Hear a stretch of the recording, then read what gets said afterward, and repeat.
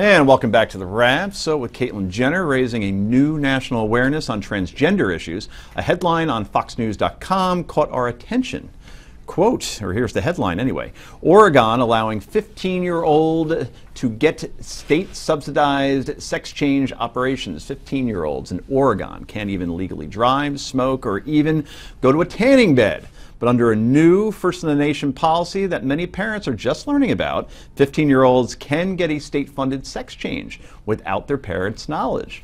A spokesman with one parents' rights group tells Fox, and we quote, "It is trespassing on our hearts, the minds, the bodies of our children, and for a decision, a life-altering decision like this to be done unbeknownst to a parent or guardian, it's mind-boggling." That comes from Lori Porter. She is of the Parents' Rights in Education. But the founder of a transgender support group defends the policy, saying, and we also quote, "Parents may not be supportive, teens may not be in an environment where they feel the parent will affirm their identity. This may have been going on for years." Okay, so is it me, or is the premise that a child can go ahead and take steps to have a sex change without their parents knowing and have it subsidized by Medicare? Absolutely, there's a word. Insane, Brad? It's you. You're being too nice to these people. Oh, this well, is outrageous. And it's outrageous on at least 3 levels. First of all, we spent 1,000 years trying to create something called childhood, where you didn't simply pass from being a baby to being a little adult. And we understood that that period of childhood was when you work certain things out and you don't make forever decisions, because kids are not simply adults in little bodies. And that's why it's outrageous at that level. It's bad policy, because it's being motivated not by health issues, and those health issues are real, and kids who have gender identity issues in unsupportive families, it can lead to suicide. They do need support, they do need to be cared for. But this is bad policy, because 15 may be the age of medical consent in Oregon, and that's fine. But then why can't you get a tattoo or donate blood? Those are also governed by medical issues. This is policy making by politics, not by health care, and that's completely irresponsible. And the last issue is that we know the brain science on this is clear. The adolescent brain is different than the adult brain. Making irrevocable decisions when you're 15, which sounds great, and that is part of what adolescence is all about, it's appropriate to be stupid.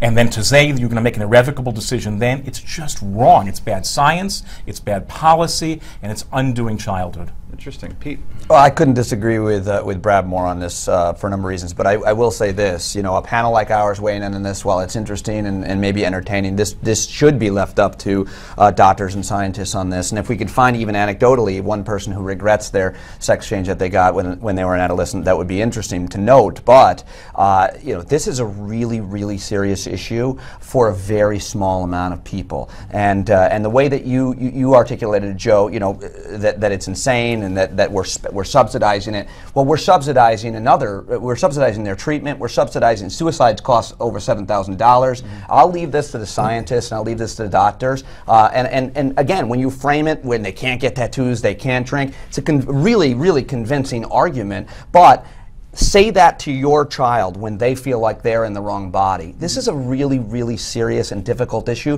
but luckily it's not an epidemic. This is not an issue that you know, millions of teens are suffering from. I get it, it's a tough issue for us to talk about, but I'll leave it up to the doctors and scientists on it. So my wife just had a daughter. We had Your a daughter. wife just had a daughter?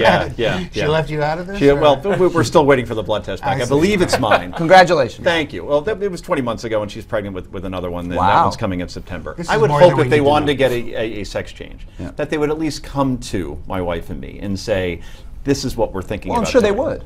And I'm sure they do. But I'm sure under they have this law, though, they don't have to. They don't. You're right. Here's the problem, and it's funny because I find myself right in between the two of you. Yeah. You both laid it out really well from each side. Having kids who have been at that age, I would really hope that if they wanted to do this, they would come to me first. But you do have to allow for the fact, and I think that's what we heard from the person from Oregon. There are many kids in that position who do not have parents who are going to be supportive, who are open to having that conversation with them and will do everything in their power to stop them. And maybe, Brad, as you said, it could have a terrible result if that happens. So this is the problem on this. Well, do you regret your decision? Here's where I agree. No, I've always been happy, but I wasn't 15. We should absolutely fund the kind of support those kids need. Suicide among kids working out gender issues is a real issue, and it can't and shouldn't be swept under the rug. But the response to it is not to have kids making adult decisions. The response is to know parents don't always handle this well, and kids need to feel safe and know they're going to be supported, even if parents aren't going to support them. That I think the public should be paying for. Irrevocable decisions by children, I don't. Pete, last word? Well, I was just asking Rick if he regretted his decision. I was 23. Yep. So it's a whole different story. That's true. That's true. You were an adult. What was your name before you became Rick Unger? Erica. Erica Yeah. Unger. Boy, did I have legs. We got to get the pictures for tomorrow night's show. Lovely lady. Yeah, I can imagine. They're black and white, granted, but still. That My could be wife's something. watching and going, "You never told me." I want to talk to that doctor if you couldn't tell. Anyway, should minors be allowed to get a sex change without their parents' consent? Go to newsmaxtv.com/comments and let us know. Back with more in a moment.